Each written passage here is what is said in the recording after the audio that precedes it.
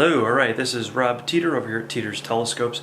Just going to give you a quick overview and tutorial about how the electronic system typically works on our telescopes, and then how the Nexus units and the ServoCat units converse back and forth, and how they are compatible with one another. Alright, so let us start with turning the camera around and taking a look at, here's a 16-inch f4 telescope that we're working on currently. So what we're going to start with is how the 12-volt power comes into the telescope. Okay, so this particular telescope has what we call the powered ground board system. So we can zoom in here. One of the feet on the bottom of the telescope has a plug in it. And I can undo the plug. There we go. So it's a microphone type jack. Alright, and there is the plug on the foot. Alright, so only one of the feet on the bottom of the telescope has the plug, so you just want to make sure when you set the telescope down on the ground, you know exactly where the plug is facing and which foot it is in. Alright, so again, 3 connectors and 3 pins. And here, so we're going to plug that in until we hear a clip. And then the cable, we follow the cable here. In this case, I have it plugged into a AC to DC inverter, which then plugs into a wall outlet. Right, so then that's 120 volts or 110 volt, whatever you may have, out of the wall, down, and then through the inverter, converted to 12 volt, and then in through the 1 foot on the telescope. So then where does it go from there? Alright, if we take a look here, I understand it's a little bit dark for sure, but this brown cable you see snaking around, this is coming out from the center of the rocker box, and that's bringing the 12 volt in to the telescope, right? So it goes through the foot, in through the center of the ground board, up through the center of the rocker box, and then through this brown cord, and that plugs into this junction box. We'll call this right here, right? Even here, if you can read that upside down, it says power input. So that's your 12 volt main line coming into the telescope. Then you've got 1, 2, 3 other cables. Alright, so this cable here in the D spot, that goes out and that plugs into your ServoCat box. So that's bringing ServoCat 12 volt power. Then you've got 2 more plugs here. The white one goes around, loops around, and comes out the side of the rocker box, and we see it here, and then that plugs into your markless stalk. Alright, it comes out of the hole in the side of the rocker box here, goes up in this bundle, plugs in here, and then goes through on this side, and then goes up the stalk and brings 12 volt power to your Nexus unit. Alright, now one word to say about the Nexus here.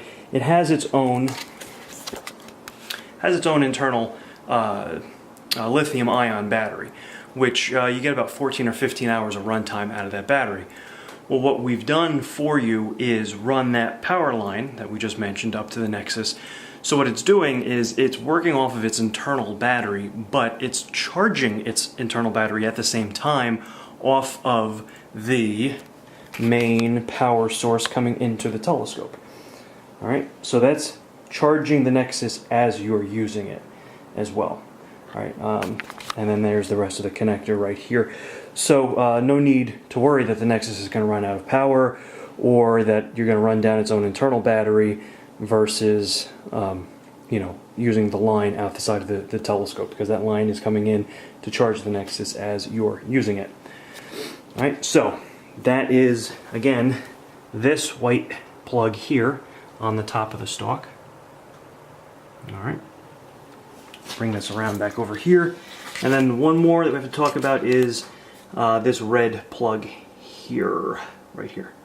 Alright, coming out of the junction box on the floor of the rocker box. So where does that one go? That one brings power to the next junction box, we'll call it, and this is your dew-buster box. So here's the other end of that red cable. Alright, so that red cable goes again from down here to up here. Or when I say up here, I mean up here to this box. It actually plugs in the bottom. Alright, so this plug on the bottom of the Doobuster is the only port on the Doobuster for 12 volt in. The other 1, 2, 3, 4, 5, the other 10 ports are all 12 volt out. All right, now it's important. 1, 2, 3, 4. Bottom 2, bottom 2. These are the only ones that are 12 volt full. All right, constant 12 volt. This does not vary anything going to those ports. These are full 12 volt. So the only ones that are variable by this dial here are the top 3 on each side. All right, so what are the cables that we have plugging in here? If I take a wider view, what we could see is that this cable here wraps around, goes up and up the pole. So as it goes up the pole, all right, it goes up here and then makes a connection here. Okay, let's move this around here as we look at my hand glowing because of the sunlight. All right, so here we go. We have that connection here, right, coming off the pole. So if we separate this, you can see what stays behind and what is actually connected. All right, so that is what's connected to your truss pole. This is connected here. Right, that connector goes up through the upper tube. If we tilt the telescope down a little bit, what we can find here is that rest of that cable comes in through here and then runs along some flat wire. Right, so this is flat wire across one of the vanes so that we don't create additional thickness to the vane, which would create more diffraction and would reduce the quality of the images at the eyepiece. Alright, so then this flat wire connects to a couple of RCA plugs here. Alright, and then these RCA plugs bring power to the secondary dew heater, which is here behind your secondary mirror, obviously, right out here. Alright, so that connection, again, goes from secondary dew heater, which is attached to the inside of your primary, or your secondary mirror here, goes up through those 2 RCA connectors, loops around, and then runs across this flat wire on the spider vane. Okay, and then leaves the spider vane, goes through the upper tube assembly liner, comes out the side here, goes down. There's the rest of the cable right there. It's staked down, and then it would be plugged into the cable hanging off of your secondary mirror, or your truss pole rather, sorry. So then that makes the connection for your secondary mirror dew heater. And again, wraps down, down, down, the pole, comes down around here, plugs into this spot here. Now, is it important that the secondary dew heater plugs into this port on the Doobuster? Yes, it is. It could go here or here, but it can't go in any of the top 3. Why?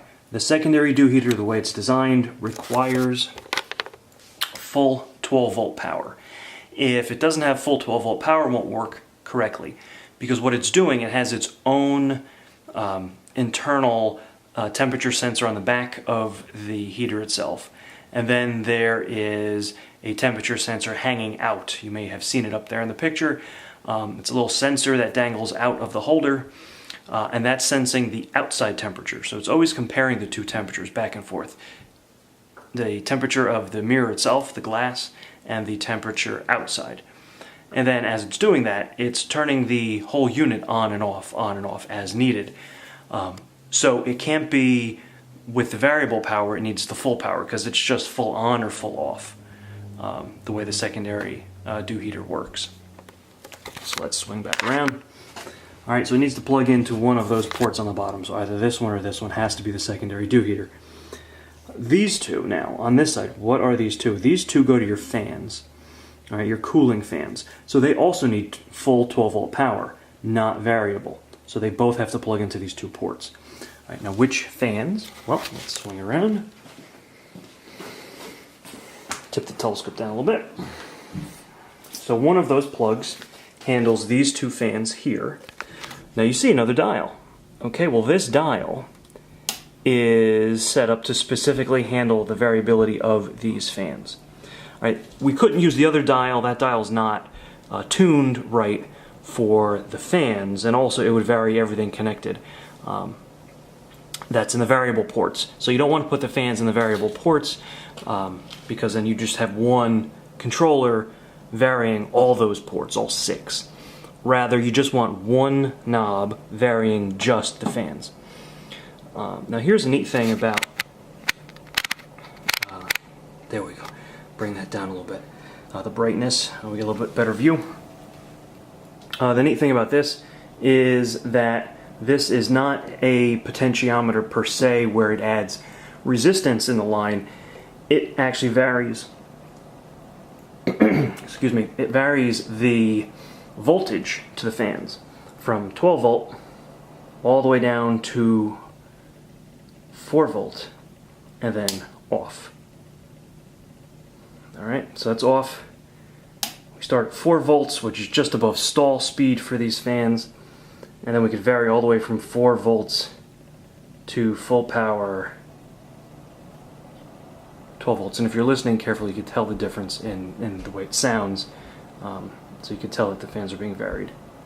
And I've had anecdotal evidence of people tell me that the magic number is a little bit less than half. If you leave the dial around here, you actually get very good results from the laminar flow of air flowing across the face of the mirror.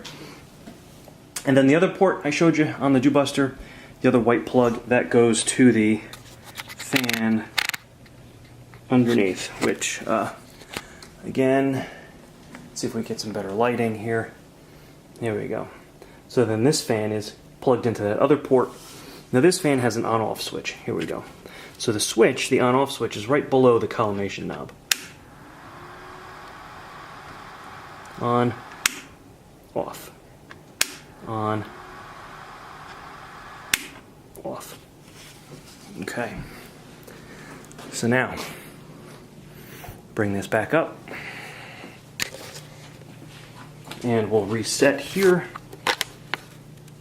Bring me back on screen. There we go. Alright. So, I'll tell you what, let's wrap up this video and make this just a discussion of how the 12 volt power comes in and then breaks out to the various components. So we covered 12 volt power coming in, the main line coming in, then how it breaks out to the servo-cat box, then it breaks out to the Nexus box, then it breaks out to the Doobuster box, all from that main box on the bottom. All right, and then from there it branches out to the fans and the secondary dew heater. And then also, one last note, if you ever want to add an eyepiece dew heater or a finder scope dew heater, those would plug in to the ports that you see here that are open. All right, so they could plug into any of these ports here. So no problem doing that. That's why they're there. They're open for future use for you to add what you deem necessary. Okay, so let's wrap this video up here. Then I'll do another video discussing actually the Nexus and the servo-cat, which I know is what I said I'd start the video doing, but we'll do this in a separate video. All right, thanks.